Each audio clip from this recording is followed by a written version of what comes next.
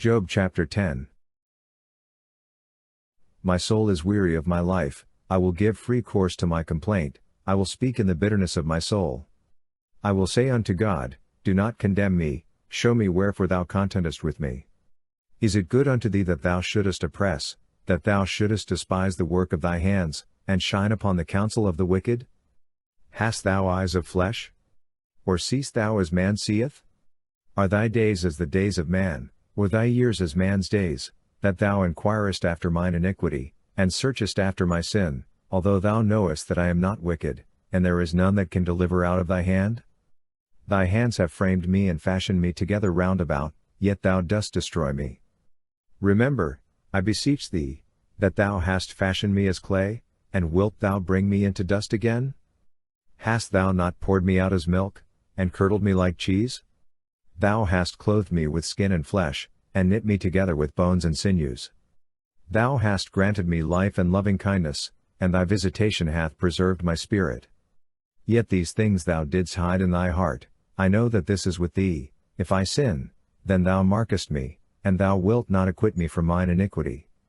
If I be wicked, woe unto me, and if I be righteous, yet shall I not lift up my head, being filled with ignominy, and looking upon mine affliction. And if my head exalt itself, thou huntest me as a lion, and again thou showest thyself marvelous upon me. Thou renewest thy witnesses against me, and increasest thine indignation upon me, changes and warfare are with me. Wherefore then hast thou brought me forth out of the womb? I had given up the ghost, and no eye had seen me. I should have been as though I had not been, I should have been carried from the womb to the grave. Are not my days few? Cease then, and let me alone, that I may take comfort a little, before I go whence I shall not return, even to the land of darkness and of the shadow of death, the land dark as midnight, the land of the shadow of death, without any order, and where the light is as midnight. Job chapter 11. Then answered Zophar the Naamathite, and said, should not the multitude of words be answered? And should a man full of talk be justified? Should thy boastings make men hold their peace? And when thou mockest, shall no man make thee ashamed? For thou sayest, my doctrine is pure, and I am clean in thine eyes. But oh that God would speak, and open his lips against thee, and that he would show thee the secrets of wisdom. For he is manifold in understanding. Know therefore that God exacteth of thee less than thine iniquity deserveth. Canst thou by searching find out God? Canst thou find out the Almighty unto perfection? It is high as heaven, what canst thou do? Deeper than Sheol, what canst thou know? The measure thereof is longer than the earth, and broader than the sea. If he pass through, and shut up, and call unto judgment, then who can hinder him? For he knoweth false men, he seeth iniquity also, even though he consider it not. But vain man is void of understanding, yea, man is born as a wild ass's colt. If thou set thy heart aright, and stretch out thy hands toward him, if iniquity be in thy hand, put it far away, and let not unrighteousness dwell in thy tents. Surely then shalt thou lift up thy face without spot, yea, thou shalt be steadfast, and shalt not fear, for thou shalt forget thy misery, thou shalt remember it as waters that are passed away, and thy life shall be clearer than the noonday, though there be darkness, it shall be as the morning. And thou shalt be secure, because there is hope, yea, thou shalt search about thee, and shalt take thy rest in safety. Also thou shalt lie down, and none shall make thee afraid, yea, many shall make suit unto thee. But the eyes of the wicked shall fail, and they shall have no way to flee, and their hope shall be the giving up of the ghost. Job chapter 12. Then Job answered and said, no doubt but ye are the people, and wisdom shall die with you. But I have understanding as well as you, I am not inferior to you, yea, who knoweth not such things as these? I am as one that is a laughingstock to his neighbor, I who called upon God, and he answered, the just, the perfect man is a laughingstock. In the thought of him that is at ease there is contempt for misfortune, it is ready for them whose foot slippeth.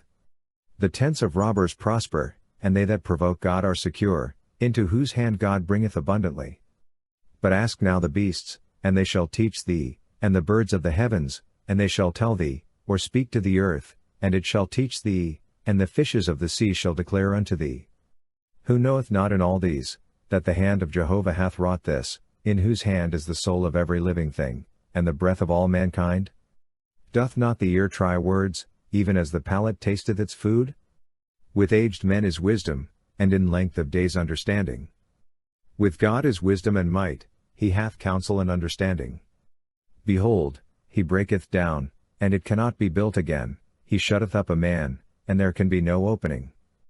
Behold, he withholdeth the waters, and they dry up, again, he sendeth them out, and they overturn the earth. With him is strength and wisdom, the deceived and the deceiver are his. He leadeth counselors away stripped, and judges maketh he fools. He looseth the bond of kings, and he bindeth their loins with a girdle. He leadeth priests away stripped, and overthroweth the mighty. He removeth the speech of the trusty, and taketh away the understanding of the elders. He poureth contempt upon princes, and looseth the belt of the strong. He uncovereth deep things out of darkness, and bringeth out to light the shadow of death.